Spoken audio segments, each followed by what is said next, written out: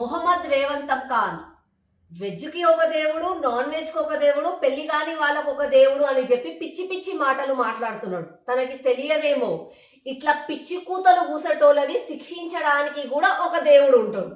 సమయం వాళ్ళకి కూడా వస్తుంది. వీళ్ళకి సనాతన ధర్మం గొప్పతనం తెలియదు. ఎందుకంటే మనలాంటోళ్ళమేమో భక్తి శ్రద్ధలతో దేవుణ్ణి ప్రార్థిస్తాం. కానీ వీళ్ళు ఏం చేస్తారు?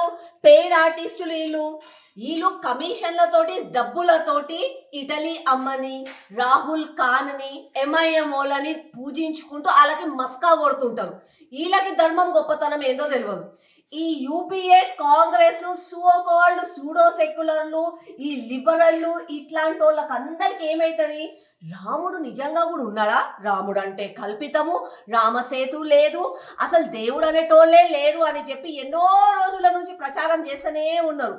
మన పండుగలు జరుపుకుంటేనేమో ప్రకృతి కాలుష్యం అయిపోతుంది అని అంటారు. మన పద్ధతులేమో వాళ్ళకి మూఢనమ్మకాలు, మన సాంప్రదాయం ఏమో ఓల్డ్ ఫ్యాషన్. ఇట్లా అన్ని ప్రచారాలు చేస్తూనే ఉన్నారు. మన కుటుంబ వ్యవస్థని విచ్ఛిన్నం చేసిండ్రు.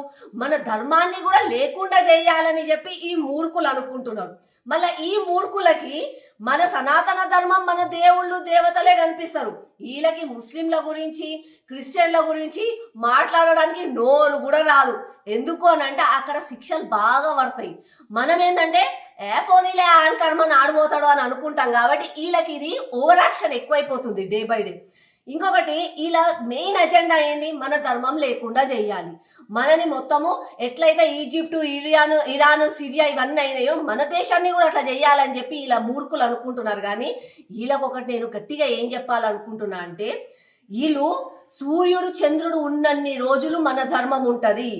మన ధర్మం ఎల్లప్పటికీ కలకాలంగా ఉంటుంది. ఇట్లాంటి వాళ్ళు వస్తారు పోతారు, పాసింగ్ క్లౌడ్స్ లాగా.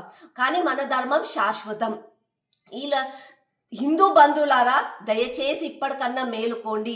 ఎన్నో సంవత్సరాల నుంచి వీళ్ళు చేస్తున్న తప్పుడు ప్రచారాలు ఆల్మోస్ట్ 70% అలాగే వాళ్ళ లైన్లోనే పోతున్నారు. ఇప్పుడు మేలుకుంటున్నారు. దయచేసి ఇంకా స్ట్రాంగ్ అవ్వండి. ఇది కేవలం మీకోసం కాదు, మీ పిల్లల భవిష్యత్తు కోసం. పిల్లలు ఇంట్లల్లో సుఖంగా ఉండాలి, మన దేశంలో ప్రపంచం అంతా కూడా మంచిగా ఉండాలి అని అంటే మన ధర్మం ఉండాల్సిందే. మన ధర్మం లేని రోజు ప్రపంచం అంతా అల్లకల్లోలం అయిపోతుంది.